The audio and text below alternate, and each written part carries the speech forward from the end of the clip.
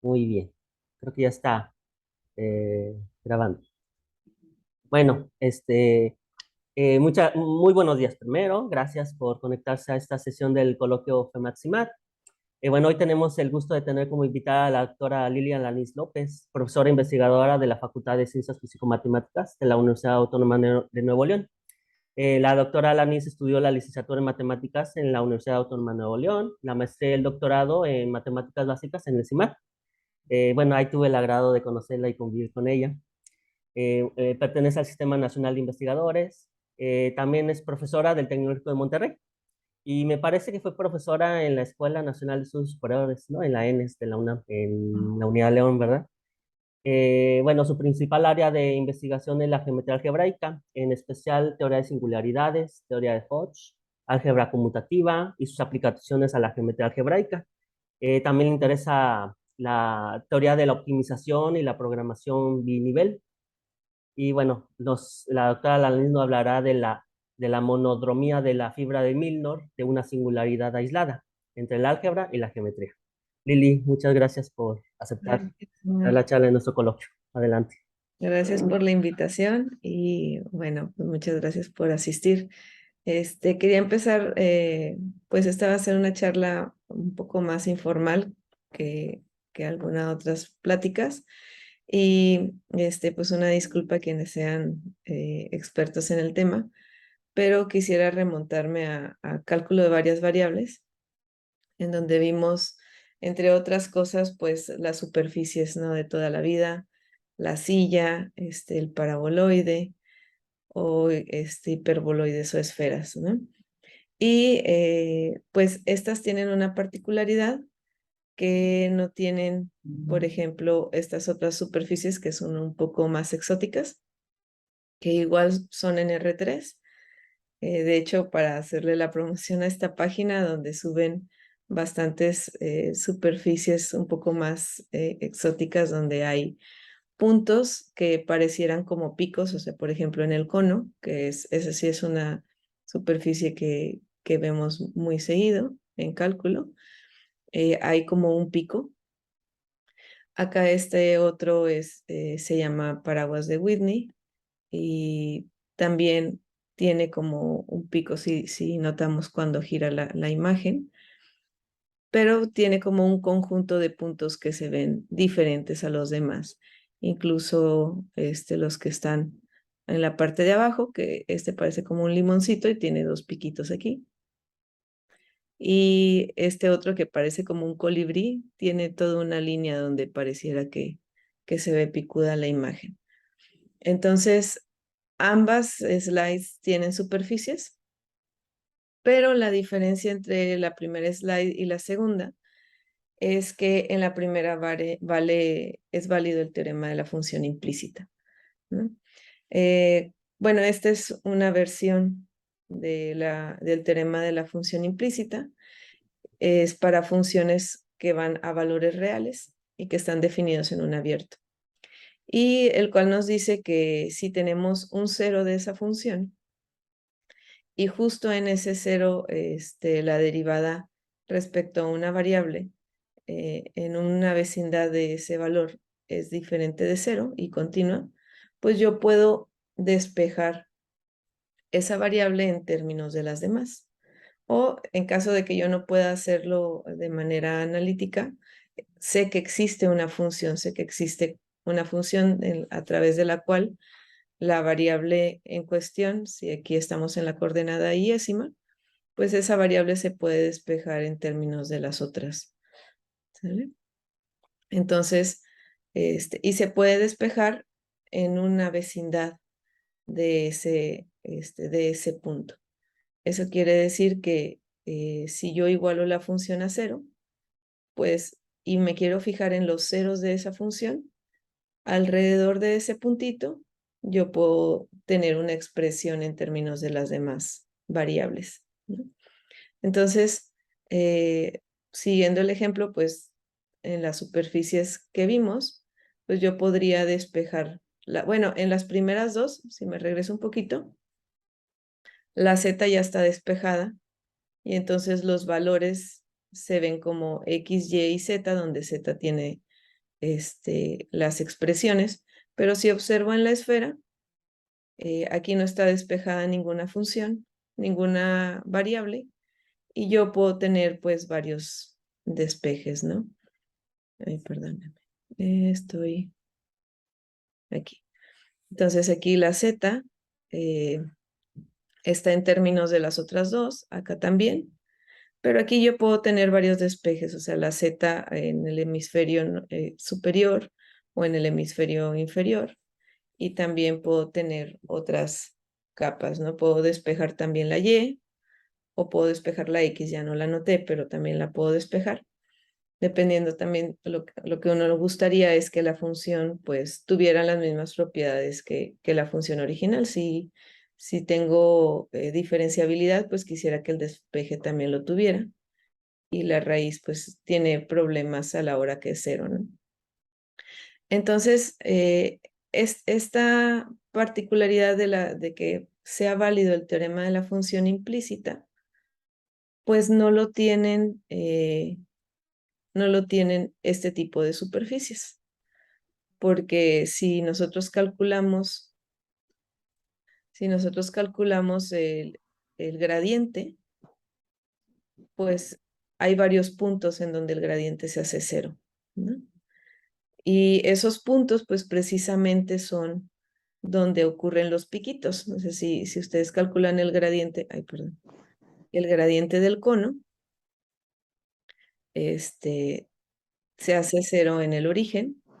Y si calculamos el gradiente del parásito de Whitney, se hace cero el gradiente en toda esta línea.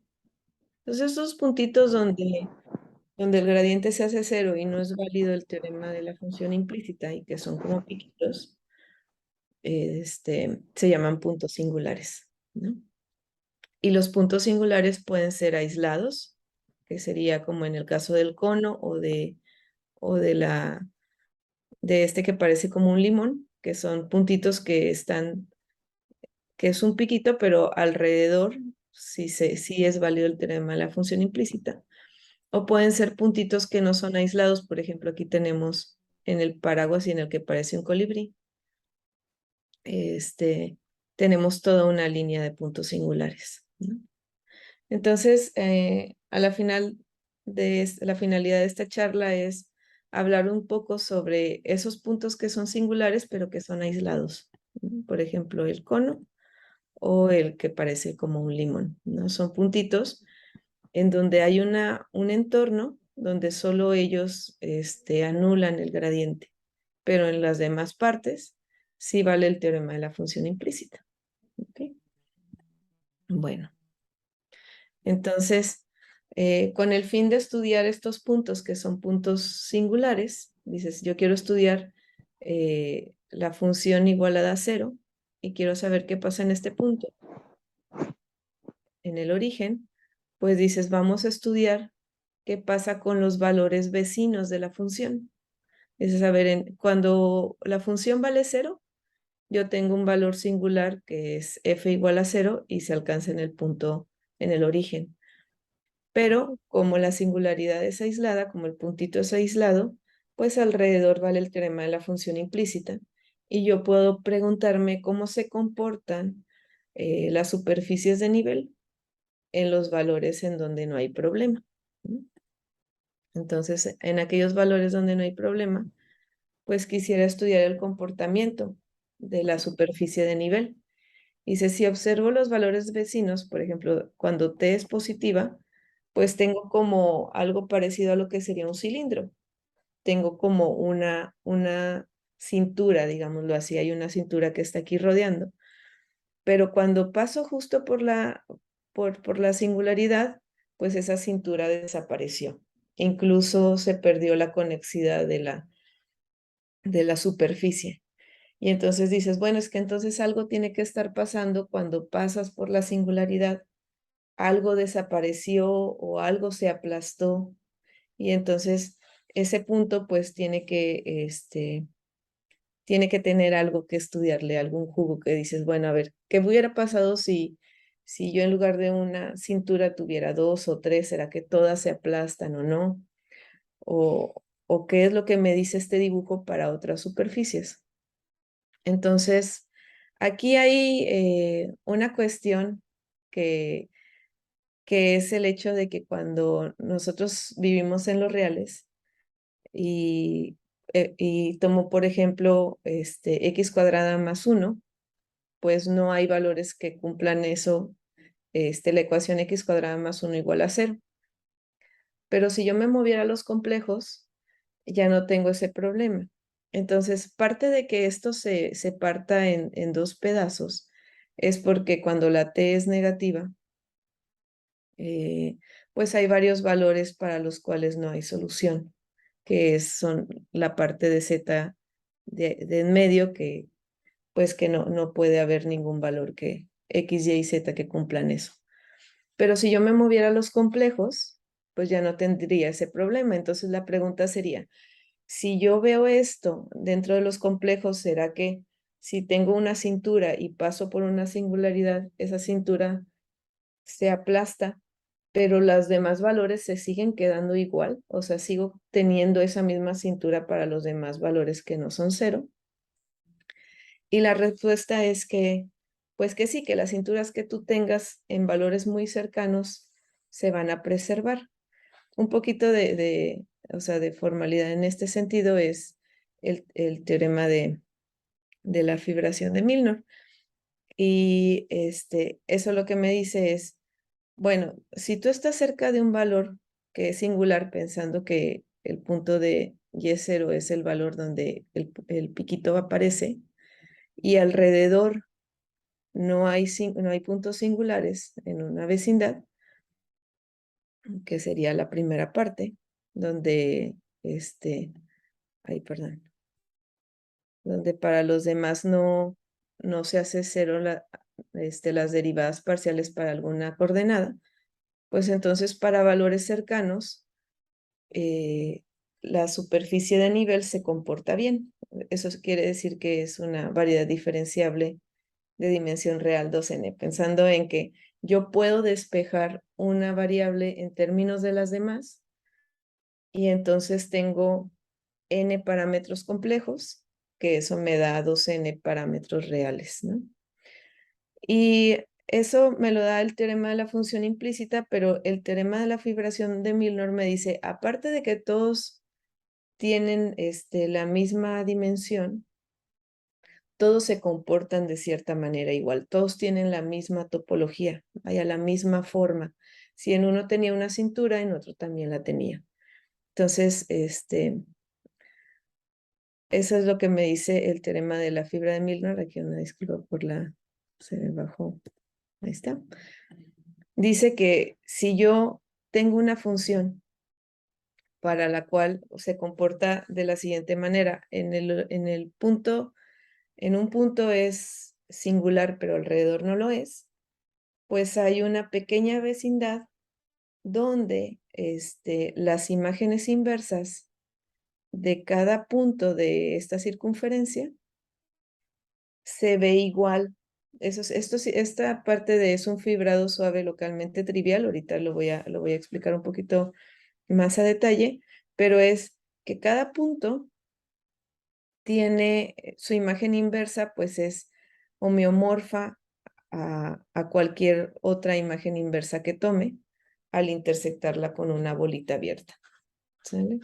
Entonces, todas alrededor de ese punto singular se comportan, pues tienen la misma topología, son espacios homeomorfos, ¿no? Entonces, si yo veía un cilindro para una T, pues voy a seguir viendo un cilindro para las T's que están alrededor, eh, este, en una circunferencia con centro en ese punto singular, ¿no? Entonces, esto de fibración, pues dices, bueno, entonces, ¿qué significa un fibrado un fibrado localmente trivial con fibra F? Pues un fibrado va a ser una función de un espacio a otro, de tal manera que si yo me fijo en un punto del espacio de llegada, hay un abierto alrededor de ese punto en donde la imagen inversa se ve como un producto. Eso quiere decir que se ve, todas las imágenes inversas de un punto se ven igual, ¿sale? Este, a través de un homeomorfismo. Entonces podemos verlo, por ejemplo, en los productos cruz. Si yo me fijo en la proyección en la primera coordenada, esto va y cae a la circunferencia y la imagen inversa de cada punto es un intervalo. Ahí, por ejemplo, todos son el mismo espacio, todos son un intervalo y pues son homeomorfos entre sí. Y cada punto tiene un abierto, que sería el total, en donde la imagen inversa se ve como un producto, ¿no? Porque precisamente es un producto. Estos son productos triviales, perdón. Son productos triviales, pero un producto, un fibrado que se ve localmente trivial y que no es un producto, pues es la banda de Möbius. En la banda de Möbius, yo puedo fijarme, déjame acá se ve mejor, yo puedo hacer la proyección a la circunferencia.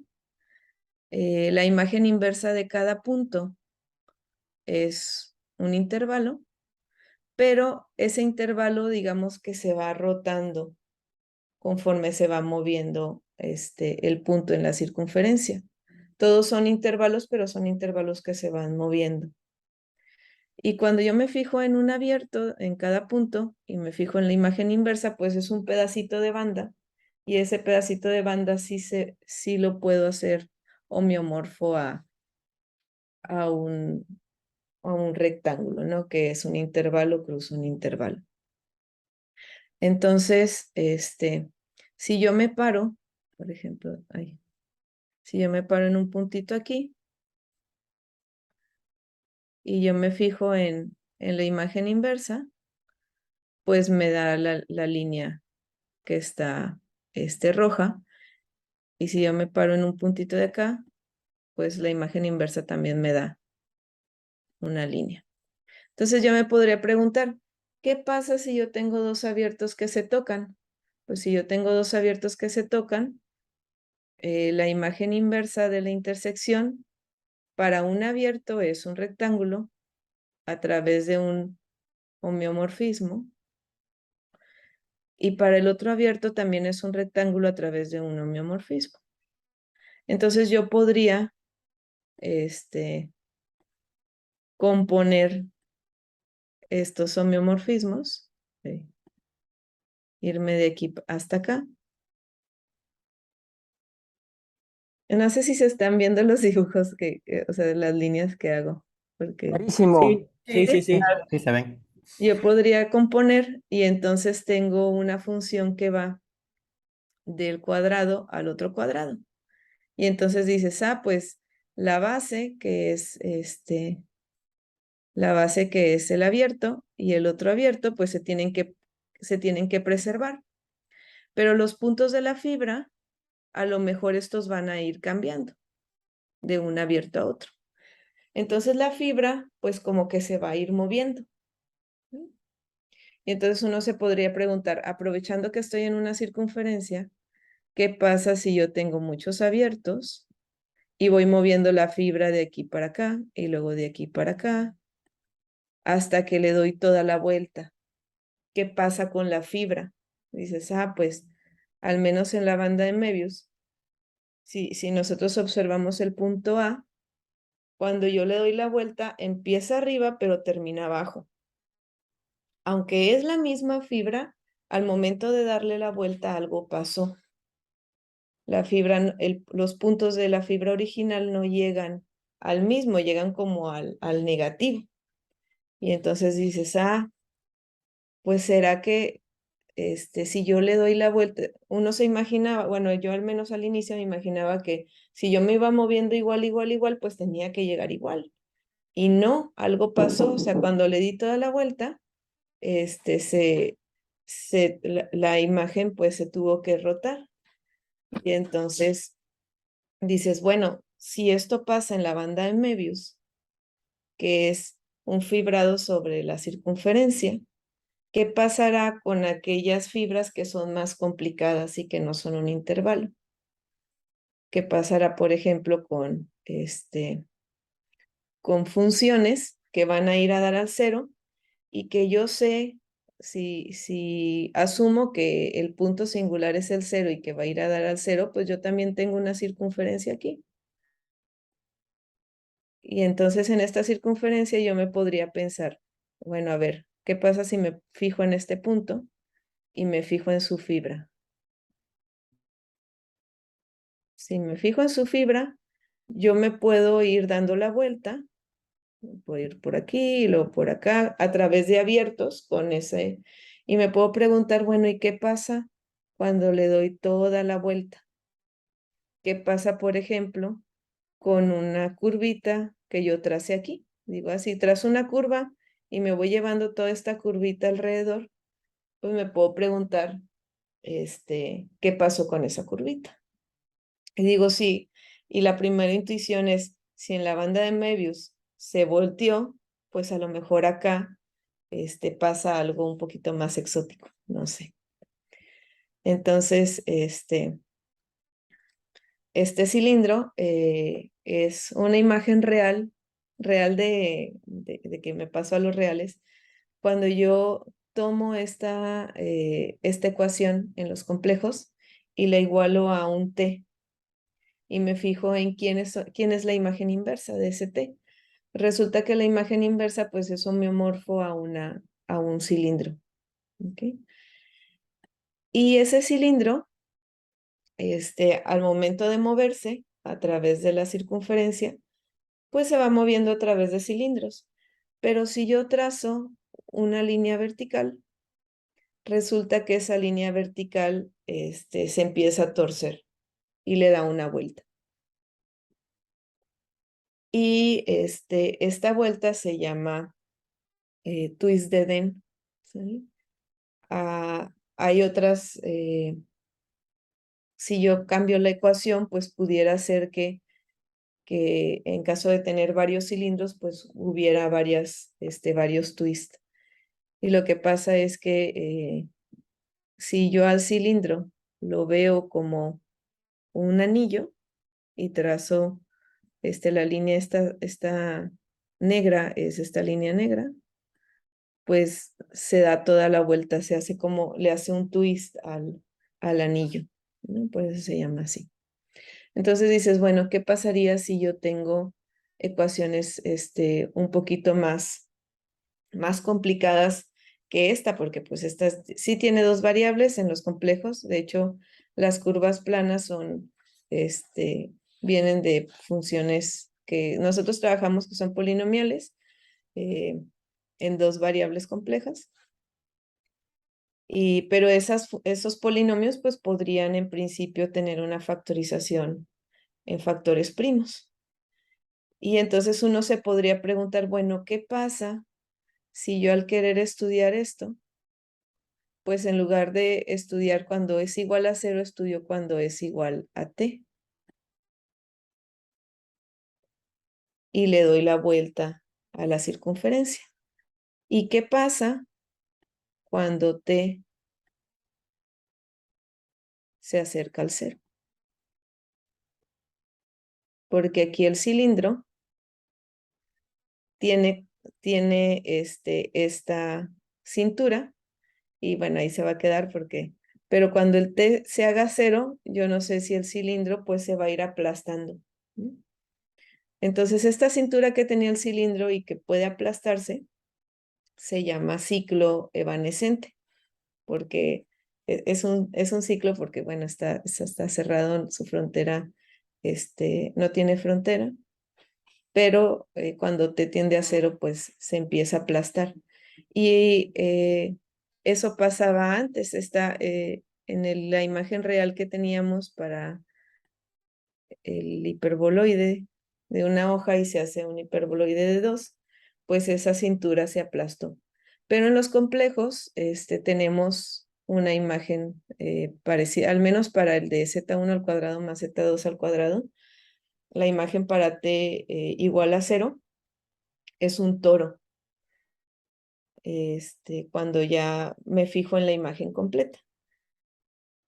¿Por qué les digo de la imagen completa? Porque la fibra de Milnor, el teorema de la fibra de Milnor, me dice que es un fibrado localmente trivial cuando yo lo intersecto con una bola abierta. O sea, esta parte de aquí es, no está completa, en la imagen inversa, sino que está intersectada con una bolita, es un pedacito. Entonces, en el dibujo del cilindro, realmente yo estoy viendo esta parte del cilindro, pues es como esta parte esa parte del toro. Y cuando yo me acerco al cero, pues esa parte del toro pues se aplastó. ¿Ok? Entonces, para funciones un poquito más complicadas, tenemos imágenes como estas, donde yo puedo tener varios cilindros y yo puedo tener varias superficies que tienen género. ¿Sale? Y esto es para F igual a T, pensando en que yo tengo el cero en los complejos y en un abierto pequeño tengo el disco y tengo la imagen inversa F igual a T. Este es F igual a T. Entonces, digamos que esta es como mi imagen original. En lugar de hacer una sola línea que atraviese el cilindro, pues yo puedo hacer varias líneas que inicien y terminen en la frontera. ¿Sí? Y algunos otros ciclos que no me quiero meter mucho en tecnicismos, pero ciclos de homología para quienes estén un poco más familiarizados con los términos, que para dimensión 1, pues son curvitas que inician y terminan donde mismo. O sea, podemos quedarnos con esa imagen para este tipo de entes que son las curvas. Y entonces, pues puedo pensar en los que van y le dan la vuelta al género. Y me puedo preguntar qué es lo que pasa cuando yo le voy a dar la vuelta a la circunferencia. Pues resulta que en algunos, o sea, en general, en los cilindros, pues se empiezan a enrollar como los twists que tenían el cilindro sencillo. Y, y también en los pedacitos donde hay género se empieza a enrollar, ¿no? Hay unos que se enrollan y hay unos que nada más se dan vuelta. ¿Okay? Entonces,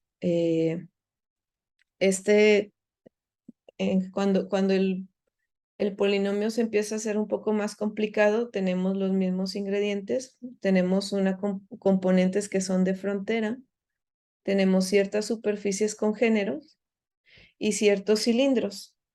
La homología, bueno, la topología de las imágenes inversas se puede calcular de manera explícita utilizando resolución de singularidades. O sea, se puede hacer a pie y se puede construir quién es justo la imagen inversa para un T dado.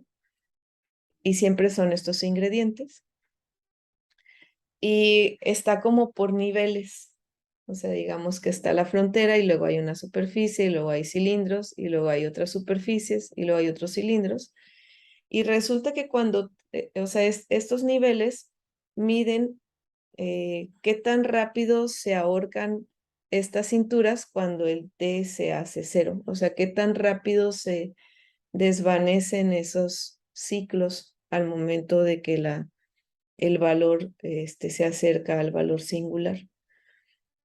Entonces, este tema pues ya tiene tiempo que ha sido estudiado. De hecho, en un trabajo de Benson Farb y Dan Margalit, ellos estudian también la monodromía, es qué es lo que le pasa, o sea, el mapeo de monodromía es, tú tienes tu fibra le das la vuelta y qué le pasó a tu fibra, ¿no? Entonces, ellos dicen, bueno, la monodromía, cuando tú te fijas en los ciclos, y te restringes a las superficies, es periódica, ¿sí? O sea, hay una potencia de esa función, de tal manera que restringida a la unión de esas superficies es la identidad, ¿sí? Que por ejemplo, si observamos en la banda de Möbius, si yo le doy la vuelta, caigo al revés, pero si le vuelvo a dar la vuelta, ya regreso al estado original. Ese es como el comportamiento. Pero para aquellos que son cilindros, se hacen twist. Entonces esa parte ya no es periódica. ¿Ok? Entonces,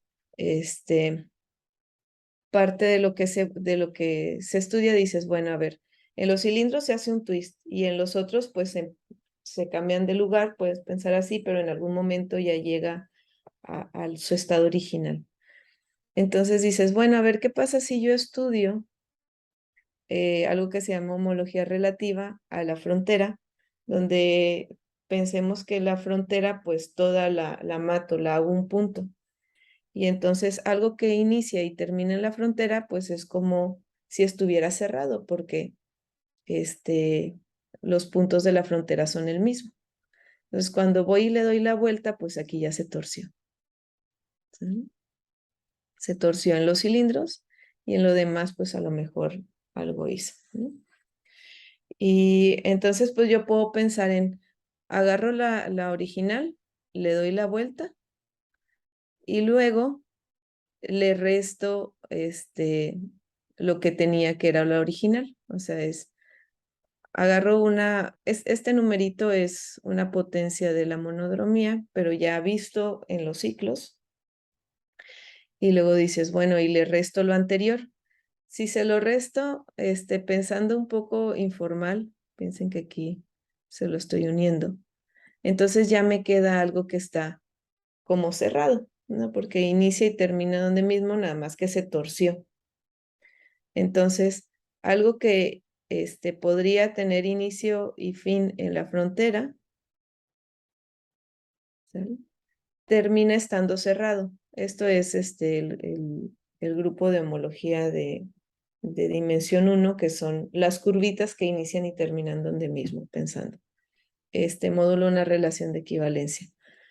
Pero este morfismo pues te lleva ciclos que pueden iniciar y terminar donde mismo, o ciclos que inician y terminan en la frontera, a ciclos que son realmente cerrados en, en homología.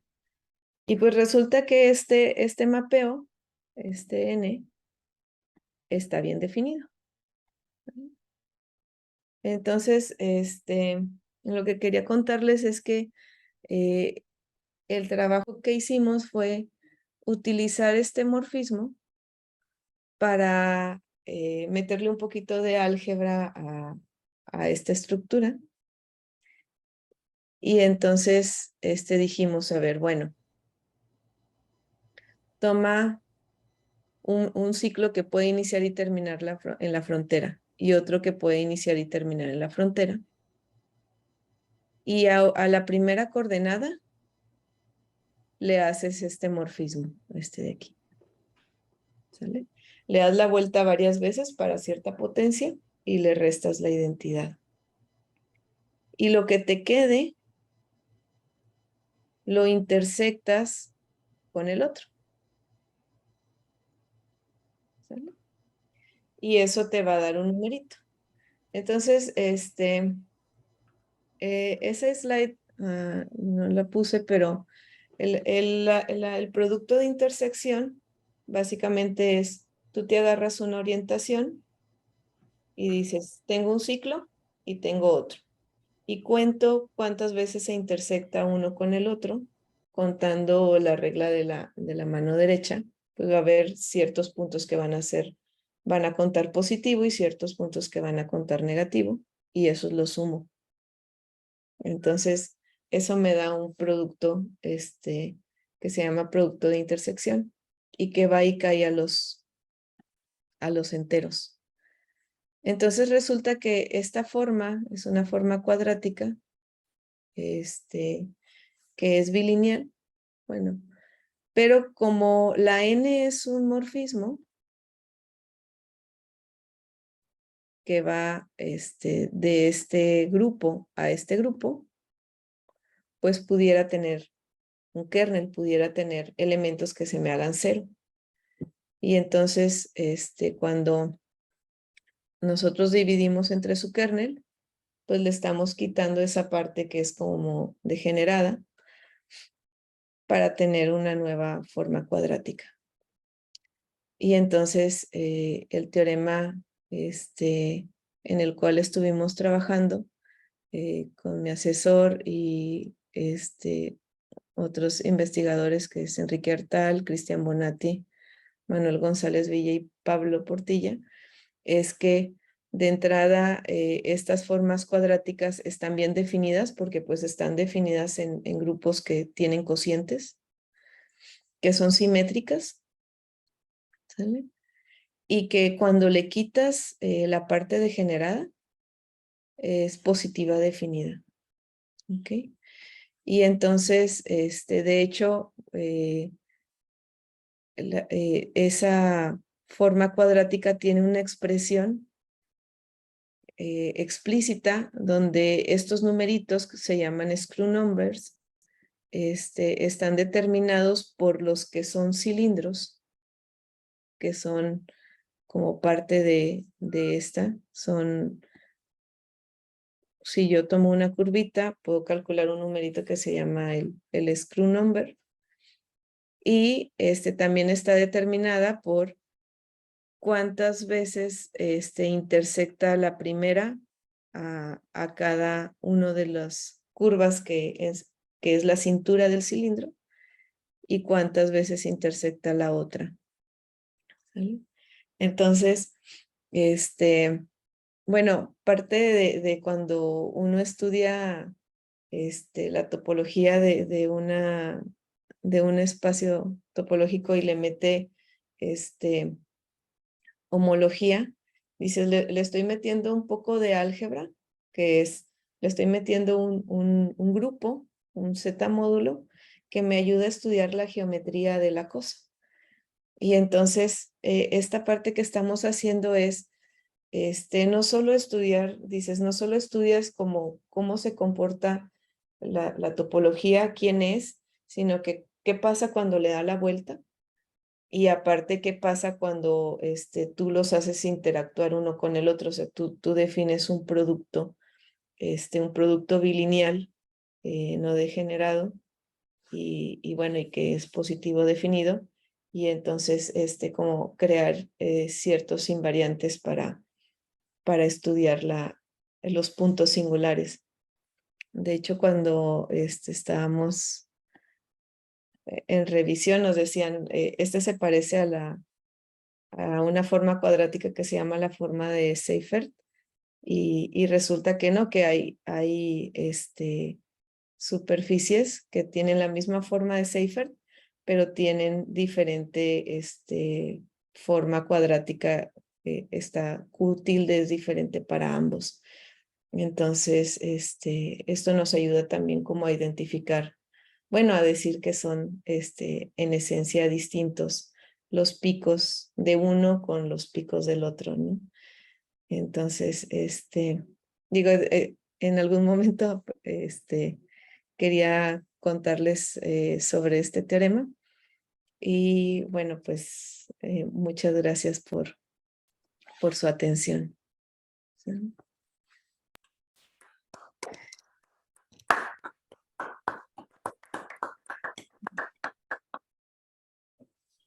¿Alguien tiene preguntas? Muchas gracias, Lili. Muy bonita tu charla. Y en Pueden, la anterior, esta forma cuadrática es una métrica, no siempre. No siempre, sí. Ah, o sea, Sí, no es geometría riemanniana fuera de la singularidad. sí, no es. Ah, ok. Sí, de hecho el trabajo como un poquito más a futuro que queríamos hacer era, hay una forma bilineal que es el residuo de Grothendieck, pero está relacionado con integrales, o sea, es un poco más analítico. Ya. Y en lugar de fijarse en la homología, uno se fija en el álgebra en el álgebra jacobiana, que es los polinomios módulos, sus derivadas parciales, Mm. y con integral. Y entonces relacionar esta forma cuadrática que es como topológica con aquella que es analítica, ver si hay alguna relación. Sí. Ah, ok. Gracias. En el chat preguntan, dice, buenos días, ¿qué información da esta forma cuadrática? Bueno, en cierto sentido, estos números que están aquí, los SI, que se llaman number, se sacan de qué punto se enroscan a la hora de darle la vuelta, ¿vale? Entonces, uno puede sacar como información de la monodromía. Pues está como muy relacionado con la monodromía. Pero es un poquito más al revés. A través de la monodromía sacas esta forma cuadrática, ¿sí? De cómo se comporta a la hora de darle la vuelta. Muy bien. ¿Alguien más quiere preguntar, comentar algo? Yo quiero comentar algo, no es realmente una pregunta, pero mencionaste que esta forma cuadrática era análoga a esta forma de Cypher. A mí también me recordó al invariante de ARF. Cuando tienes una variedad diferenciable de dimensión par, entonces puedes definir una forma cuadrática que está dado en la homología de la dimensión que es la mitad de la variedad, utilizando la dualidad de Poincaré. Y entonces, dependiendo de si es una forma bilineal simétrica o antisimétrica, uno puede definir un invariante, que es un invariante de las formas cuadráticas, y eso se utiliza también en el estudio de variedades. Entonces, bueno, por si les sirve de inspiración. Sí, muchas gracias. ¿Cómo se llama, perdón? Se llama el invariante de ARF, A-R-F. Ok, de hecho sí. Pero sí, muchas gracias. Nada. Apúntalo ahorita, se te va a olvidar. De hecho, ¿Alguien más? no quiero quemarme enfrente de todos, pero es que mi memoria dura de verdad que menos de lo que duraría. Claro. Ok, muchas gracias, José. Nada. ¿Alguien más tiene preguntas, comentarios? ¿No? A la 1, a las 2, a las 3. Pues si no, le agradecemos nuevamente a Lili por su participación. Muchísimas gracias, Lili. Gracias. Muy bonita tu charla. Y gracias a todos y a todas los que se conectaron a esta charla. Muchas gracias por la invitación. No, al contrario, Lili, gracias. Fue un gusto tenerte y me da mucho gusto volverte a ver después de tanto. No nos veíamos. Y Realmente. bueno, pues voy a dejar de grabar.